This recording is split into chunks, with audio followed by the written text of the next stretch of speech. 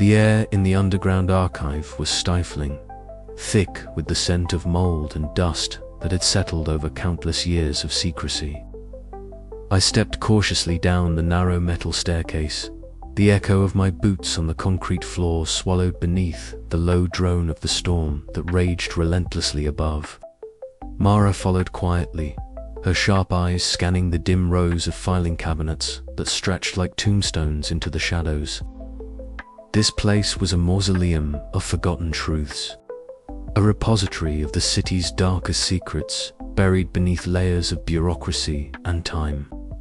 The fluorescent lights overhead flickered sporadically, casting intermittent pools of sickly yellow illumination over stacks of yellowed folders and brittle documents. Each drawer we opened released a faint, oppressive sigh, as if the archive itself resented our intrusion. I felt a chill that wasn't just from the cold. It was the weight of history pressing down on us, the knowledge that what we sought to uncover had been deliberately concealed. Mara handed me a faded file labeled simply Project Threshold, the edges frayed and stained. As I flipped through its pages, the illegible scrawl of bureaucrats and the stark typewritten reports began to paint a picture I had only glimpsed in fragments before. The city's electrical storms, I learned, had not always been mere weather phenomena.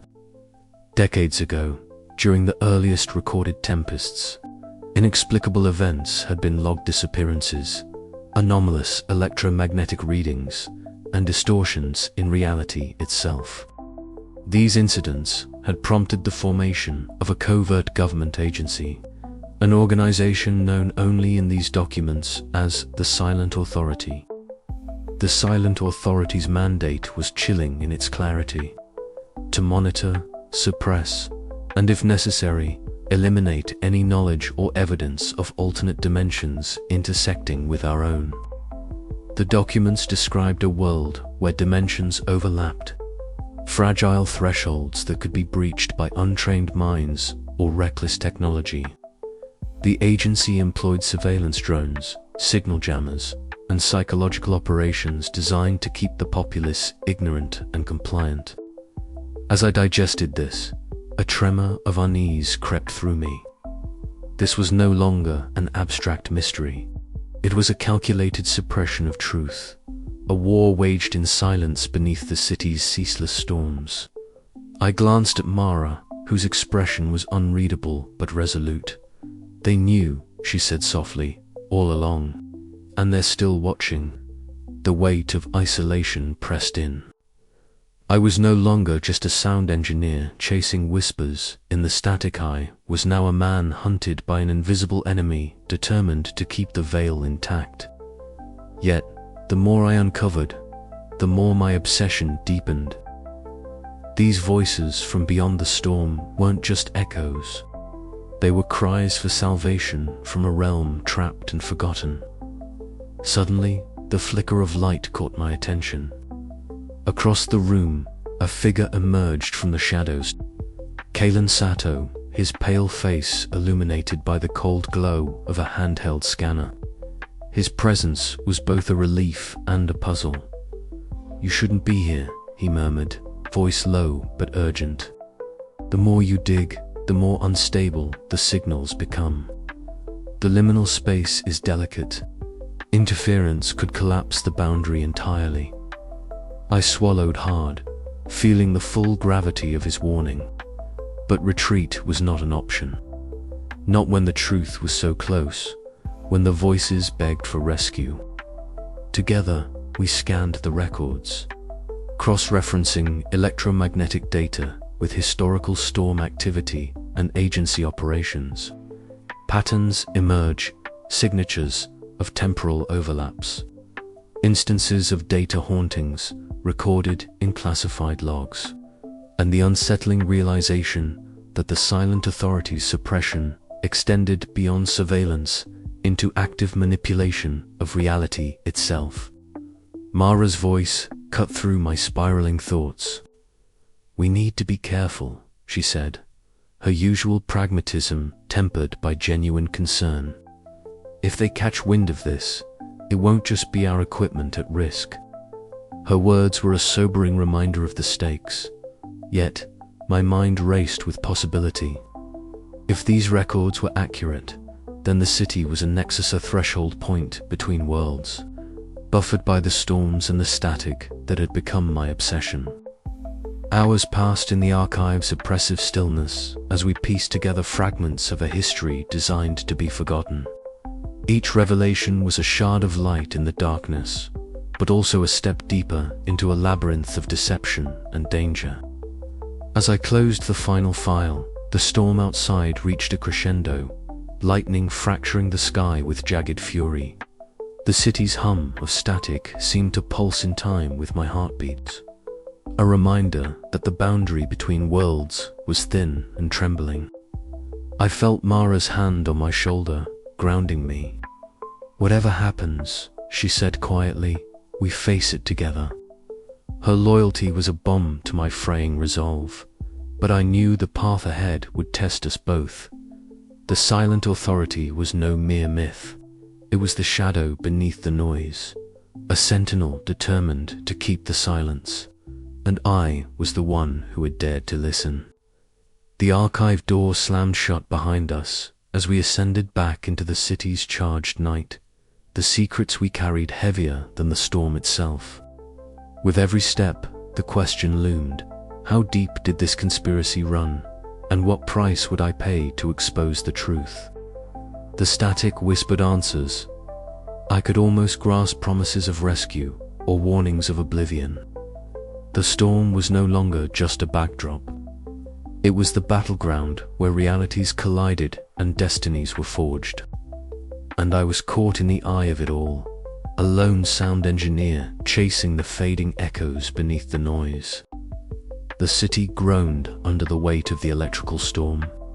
Outside the lab's grimy windows, jagged forks of lightning ripped across the sky, illuminating the rain-soaked streets in harsh, fleeting flashes. The hum of static was louder than ever, a relentless, omnipresent drone that filled every crevice of the city's battered skyline. Inside, the atmosphere was just as charged, but with a different kind of electricity, the raw, desperate energy of men racing against time. Elias Vaughn crouched over the console, his lean fingers flying across dials, sliders, and switches. Sweat beaded on his forehead despite the chill of the storm, his dark hair damp and matted. Beside him, Dr. Kalen Sato adjusted a series of antennas and coils, his pale face tense beneath the glare of flickering fluorescent lights.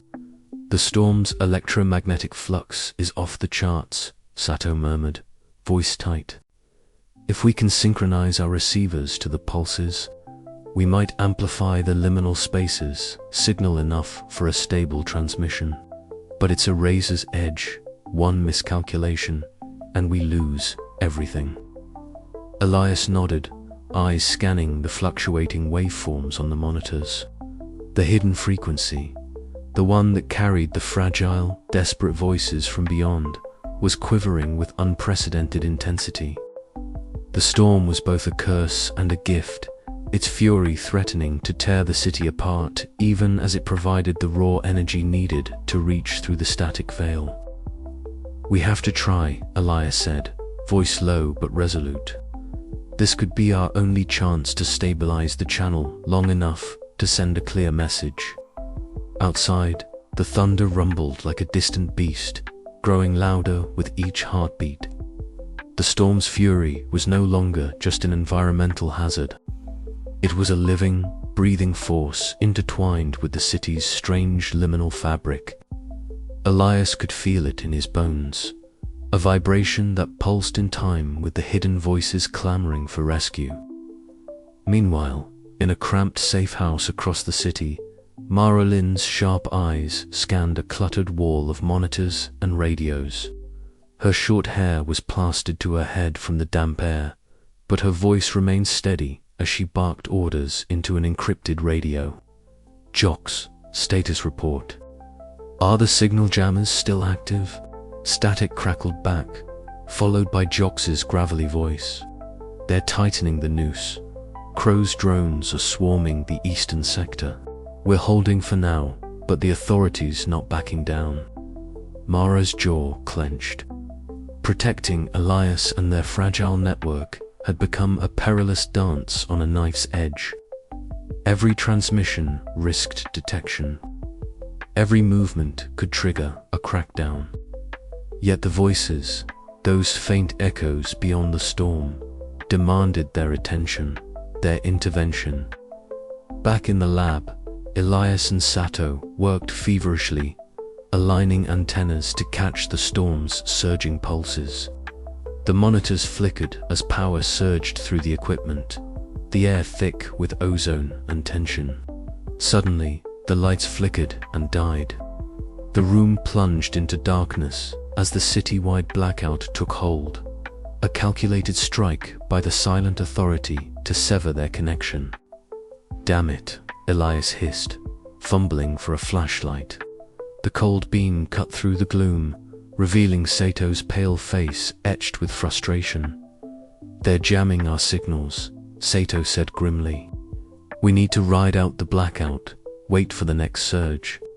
Elias's breath hitched as the storm's roar outside seemed to swell, filling the silence with a chaotic symphony. Then, through the static in his headphones, the hidden broadcast surged clearer, stronger, and piercing through the chaos like a fragile beacon. Ghostly voices whispered through the crackling noise, their tones laden with pain, hope, and a desperate yearning for rescue. Elias's heart pounded as he adjusted the controls, struggling to maintain the tenuous link. "We're through," he whispered, eyes wide with awe. "The liminal space it's holding, just for a moment." Sato nodded, his usual reserve melting into a rare smile. This is it, but the victory was bittersweet. The storm raged on, the city plunged in darkness, and the unseen eyes of the silent authority weighed heavier than ever. Outside, Mara's voice crackled over the radio, steady and unwavering, a lifeline amidst the tempest. "Elias, hold on. We're not done yet." The moment hung suspended, a fragile thread connecting worlds, a fleeting bridge forged in the heart of a signal storm. But the question remained, could they stabilize this gateway long enough to save the voices trapped beyond? Or would the creeping darkness of control and silence snuff them out forever? The storm showed no signs of abating. Neither did Elias's determination. The battle for connection, for truth, and for rescue had entered its most perilous phase yet. And as the city trembled beneath the storm's wrath, the silent voices waited, hoping, pleading for a salvation that might come at a price no one could yet foresee. The storm was just beginning. The room was thick with static, a familiar presence that had become both Elias's companion and tormentor. His fingers danced over the array of knobs and switches, each adjustment coaxing the fractured signals closer to coherence. The cluttered studio, bathed in the cold blue light of aging monitors and tangled cables, felt like the nerve center of a fragile bridge between worlds. "Hold steady," Elias whispered to himself, eyes narrowing as he watched the waveform dance erratically across the screen. The voices, once indecipherable shards of sound buried beneath relentless interference, began to emerge with startling clarity. They wove together a tapestry of desperation, hope, and silent suffering that transcended the static. Mara leaned against the doorway, arms crossed, her sharp eyes reflecting a mixture of skepticism and growing concern. "It's more than noise now," she said quietly. "You're really hearing them." Elias didn't respond immediately, his focus absolute. The voices overlapped, a chorus of fragile pleas that seemed to echo from a realm caught between existence and oblivion. Each phrase was a thread, and Elias was painstakingly weaving them into a coherent narrative. The trapped realm and echo of the city's storms and shadows was alive with silent agony. "Dr. Kalen Sato entered quietly, his pale frame almost ghost-like in the subdued light. He approached the holographic displays with a practiced hand, eyes scanning the shifting waveforms. "Fascinating," he murmured, fingers tracing the pulses that pulsed in rhythm with the distant thunder. "These frequencies, they're not just random noise. They're structured, purposeful." Elias glanced up, a flicker of hope lighting his tired eyes. "It's a message, more than that, a cry for rescue." Mara stepped forward, her voice steady despite the tension thickening the air. "If we can understand it, maybe we can help. But this will bring them down on us harder. The silent authority won't like this." Elias nodded, the weight of their unspoken fears pressing heavily. Yet, in the midst of the storm's roar and the persistent hum of static, a fragile connection had been forged, one that promised salvation or destruction. Hours passed as Elias synchronized transmissions, each successful merge unraveling new layers of the trapped realm's story. The voices spoke of confinement, loss, and an unyielding hope for freedom. With every fragment pieced together, Elias felt the boundaries between his reality and theirs blur, the emotional intensity binding him closer to their fate. In the quiet moments between broadcasts, the studio seemed to breathe with the static's pulse, shadows lengthening and retreating like spectral witnesses.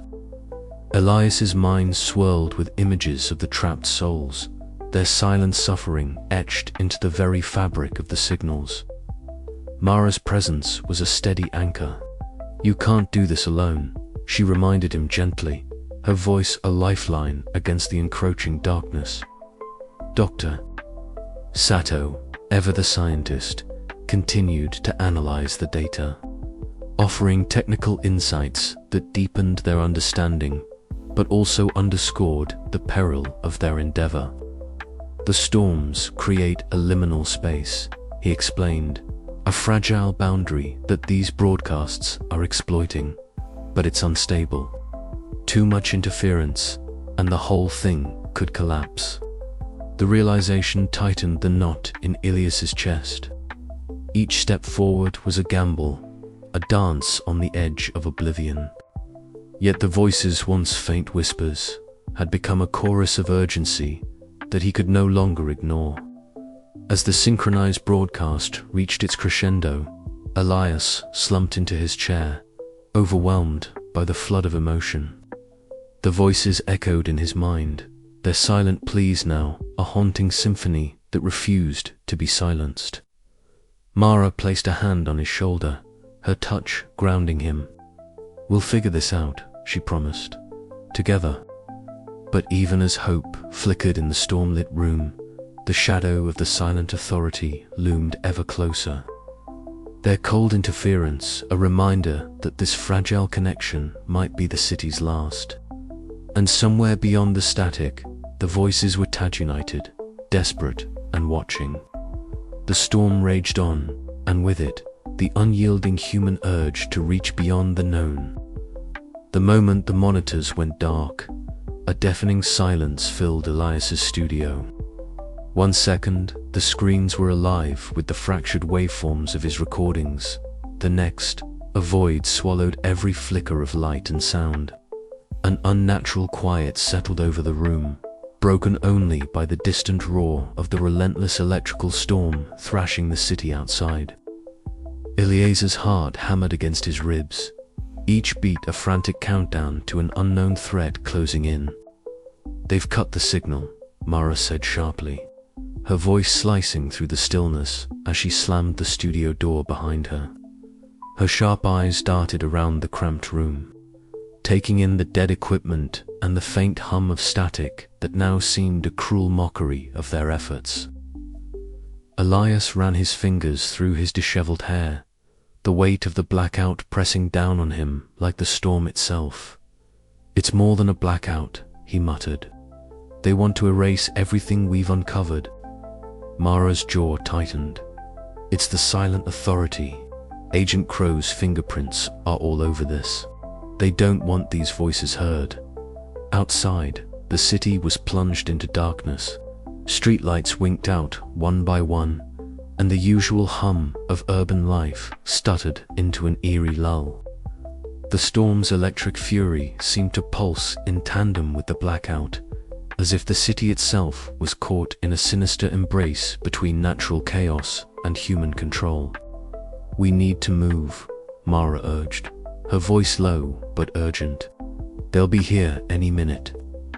Elias grabbed his coat, the fabric heavy and damp from the storm's persistent drizzle. Together, they slipped out through the back exit, the city's shadows swallowing them whole. The alley was slick with rain, the smell of ozone thick in the air.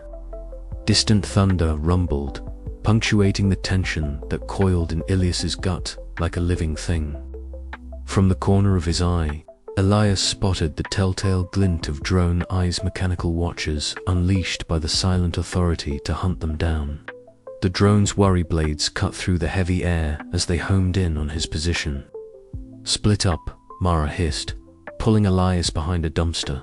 Their breaths came in ragged gasps, hearts pounding a frantic rhythm synced to the storm's fury. Elias's mind raced. The blackout had been a calculated strike, designed not only to disrupt his work, but to isolate and intimidate him. Yet, despite the overwhelming odds, a fierce ember of defiance burned within him.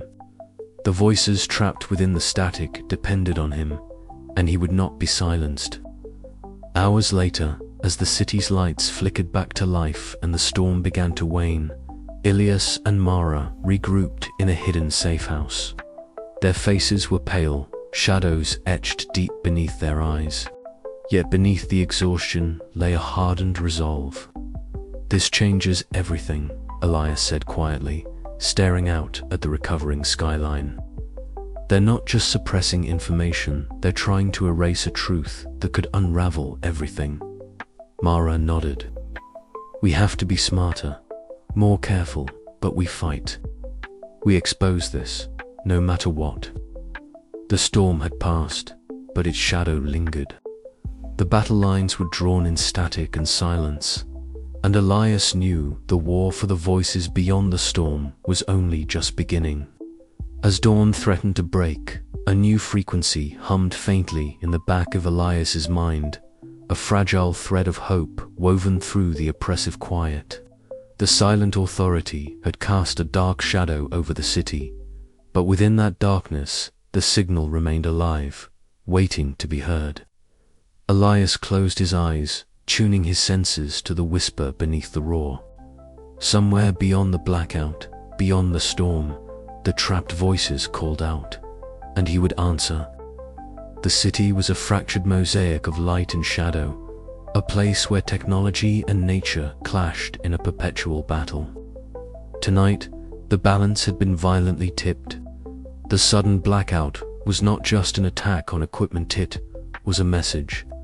The silent authority was watching, controlling, and silencing with ruthless precision.